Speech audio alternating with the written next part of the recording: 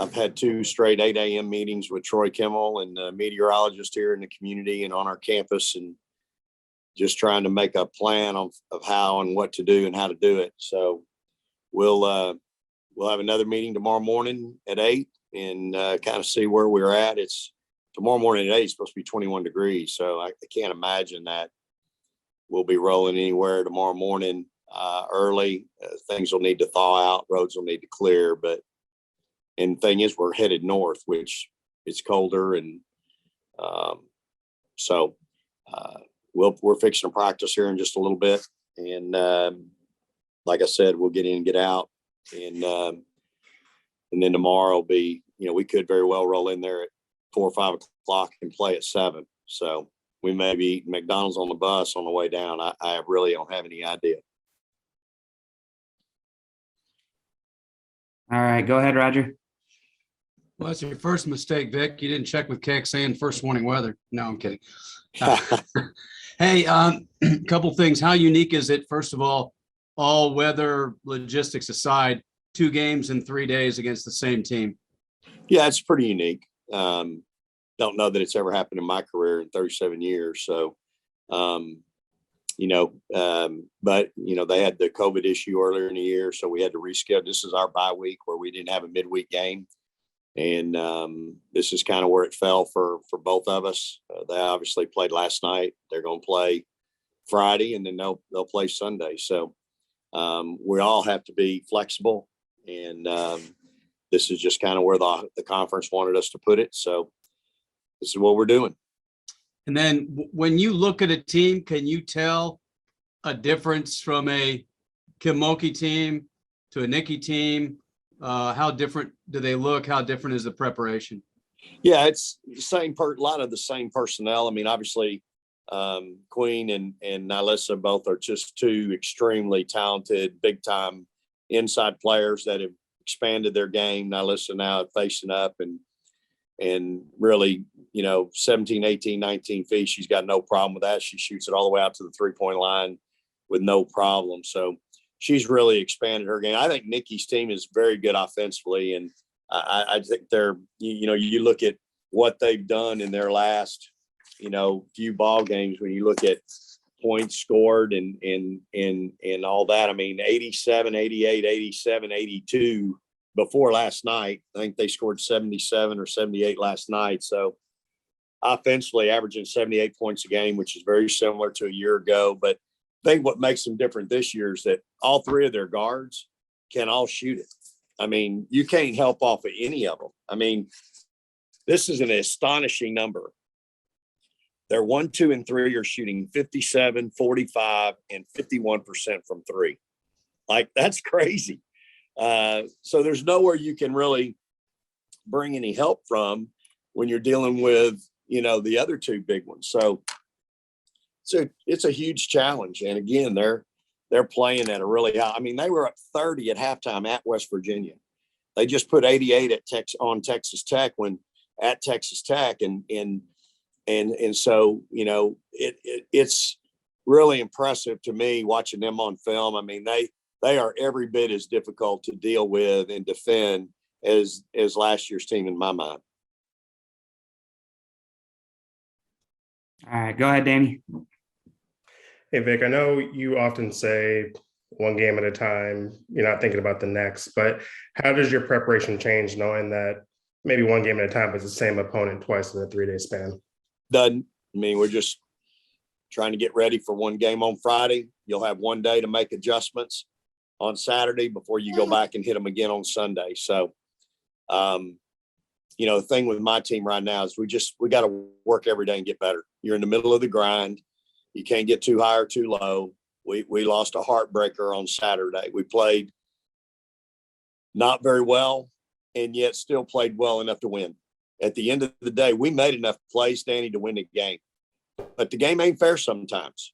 And so we have to learn from it, grow from it, and move on. And so we'll keep working.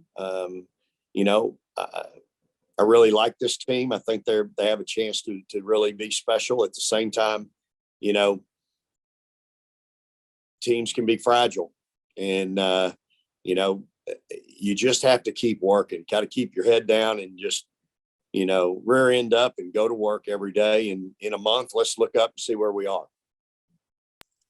In the preparations or the talks, has the past struggles with this Baylor program come up, whether it's from the players or from your coaching staff? Not at all. Not at all. I mean, there's 3 kids on this team that we inherited that are still here that have been part of the Big 12, and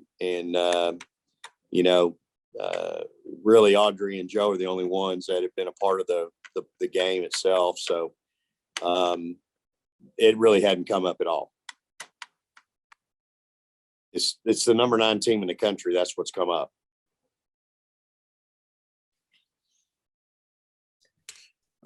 Last year's trip to Waco obviously ended up kind of turning into a nightmare as far as the logistics and you guys getting stuck there. When you're talking about making plans, is that part of it, maybe having to stay overnight? I mean, has that part of it come up as far as making plans outside the basketball court? Yeah, I'm not spending the night. So we're going to play and we're going to get home before the weather gets rad again. We've had to be really flexible, obviously, on the front end. We even entertained the thought of going up last night late after practice, but just felt like, we had that choice, or we could go up day of game. And I just chose to, what good it would have done last time? We'd have probably had to sit in a hotel all day today. The bus wasn't going to take us to the arena for practice. So I certainly didn't want to do that. So, we'll, tomorrow there'll be a break. We just don't know when, could be as early as 10:30, might not be till 3. But there'll be a break. There'll be an opportunity for us to get there. And so we'll just play it by ear. When you're going back over the Oklahoma film, what frustrated you the most? I'm assuming turnovers is high up there. I don't know if the last play, that kind of breaking down tops the list. What frustrated you the most about that loss? Yeah, I think the turnovers, 24 turnovers, certainly is frustrating. Again, it's life on the road, Danny. You're not, sometimes you don't play your best, but we played well enough to win. We made enough plays to win. There's just things that happen in the course of a game that you can't control. And so, nobody cares. But you got to move on from it. But I think for me, it was, it's a great teaching film showing our kids, I fought with them for 2 hours about trying to do things the way I wanted it done, and they did it the way they wanted to do it. We had 4 starters went 11 for 41 from the field. And, you can't shoot it that poorly. But the 24 turnovers and some of the decision-making is certainly teaching moments that we can use. Also, though, there were plays that we made that we weren't rewarded for that also need to go back, because they're questioning, like, Coach, thought this is what we're supposed to do. This is how we're supposed to do it. And I have to go back and show them, hey, don't change a thing. You're absolutely correct. You made a great decision there. That's a great play. And so that's the thing that concerns me most is just making sure we understand what we did right. And then at the same time, seeing what we did wrong, whether it's energy, effort, or, decision-making, we've got to fix that. All right, go ahead, Roger. Hey, Vic, you expressed your concern with Rory being your leading rebounder. I mean, it's great the way she plays as far as, being able to do that, but she's not a big kid. She's playing a lot of minutes. How much of a toll is this taking on her, and how much can you take that in consideration? I mean, you got great examples this weekend with, 2 games in 48 hours or so. Yeah, it's something that is concerning for sure. Especially with her. She's playing so many minutes and the kid plays so hard. The film doesn't lie. We showed our guards their effort or lack of effort in trying to rebound, especially offensively. And so, that's, again, it's a great teaching tool. And so we go from there. And, again, we've got to be better. We can't stand around and have 1 5 player in the hole trying to rebound against 4 people. And especially the way we're shooting it. I mean, you just can't do that. So we've got to have better effort, better energy, better focus in trying to do that. Vic, how do you, I don't know if it's even possible, but how do you kind of replicate or imitate Melissa and Queen in practice? I don't know if you guys had your men back, on the scout team, or if it's just, I don't know if We April's do. getting out there. We How do you do. replicate that? Yeah, we've got some guys that can do that. And, we're blessed to have a manager that's cleared to work out with us as well, that really can be her at the drop of a hat. So, I think you've got to really be cognizant of her and her skill set and what she can do. She's so special. And at the same time, Queen has really been somebody that's played really well against Texas for whatever reason. She seems to be highly motivated against the Longhorns. And so, those two in and of itself is an issue. But then you put those three kids, those guards are all so good. They're great off the bounce. They get to the rim. They can shoot the three. So it's really a big load defensively to try to guard them. And they're physical. Bickle should just look at you and move you. I mean, they're just physical. They'll move you on rebounds. If they'll crush you on the backside if you're not physical with them. And so, you just got to be able to match that physicality and really play tough against that team.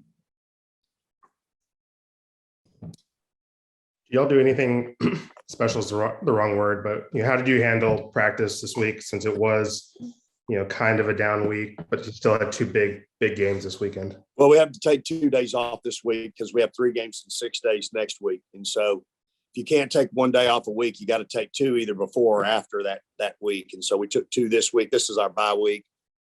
So we took Sunday off. We came back and had a lot of film on Monday. Worked out about an hour 45. Took Tuesday off again, and then came back yesterday and had a good workout. So we'll have another good one today in prep.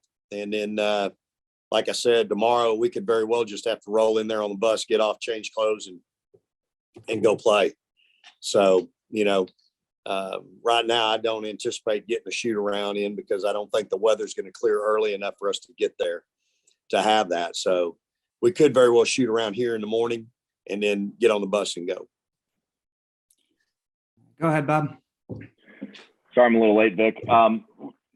Just is there a tendency to maybe try to get your girls out of their own head when it comes to hearing the word Baylor, when hearing who this team is and what they've been to this league and what this weekend could mean and all that kind of stuff? Do you have to find a way to get them to just go worry about Friday and then we can worry about the rest later?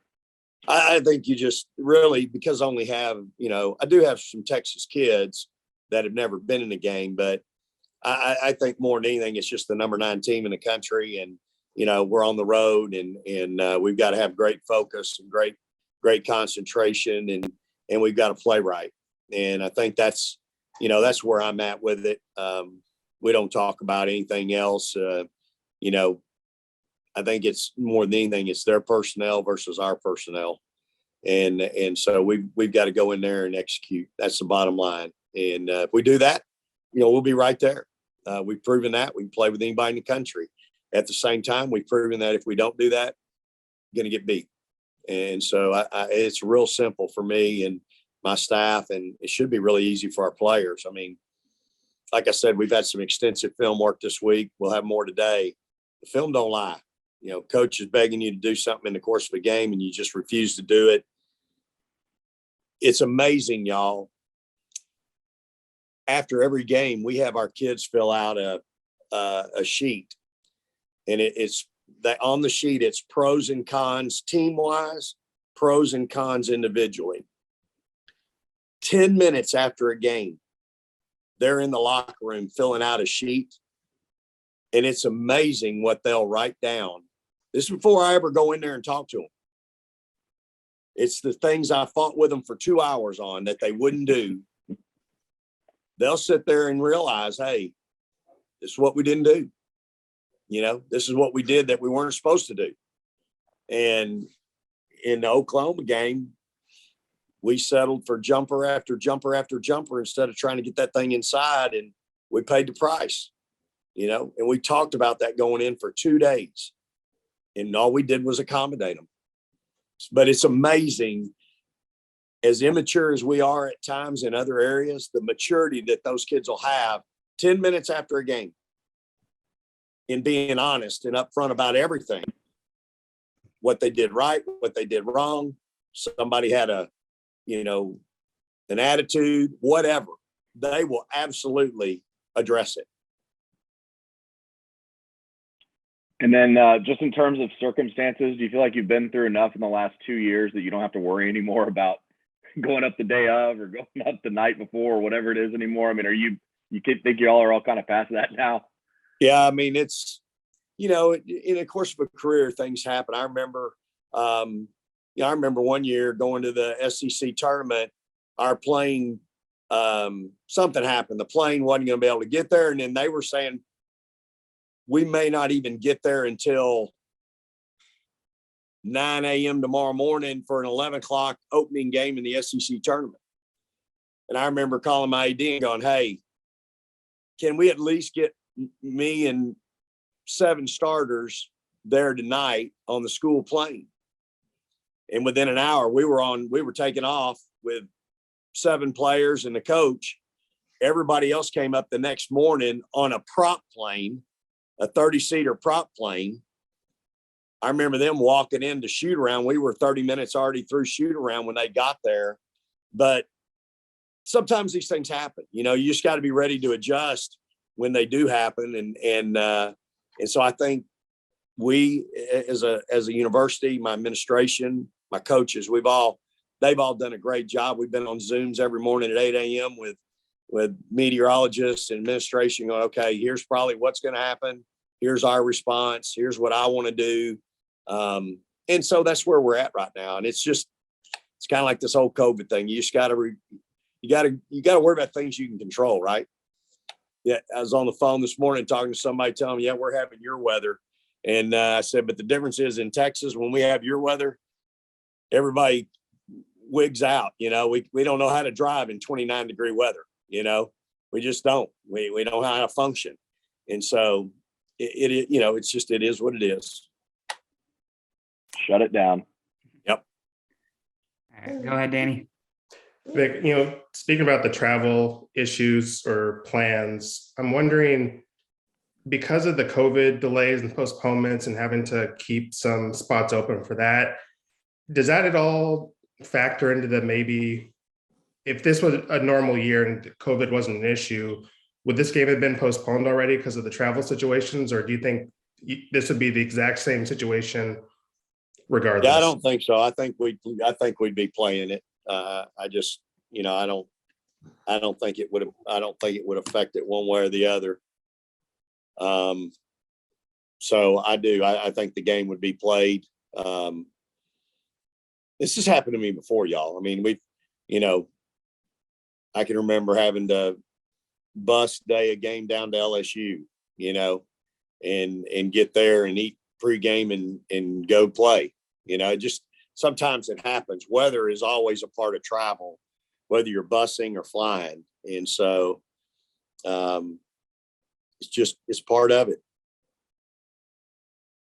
I'm assuming you have a opinion or a scouting report on Jordan since she played at Alabama. What are your thoughts on her game and what she's kind of brought this Baylor team?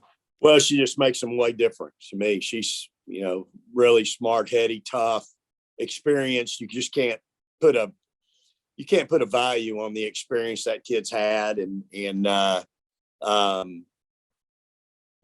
she really has been a big centerpiece to what they're doing.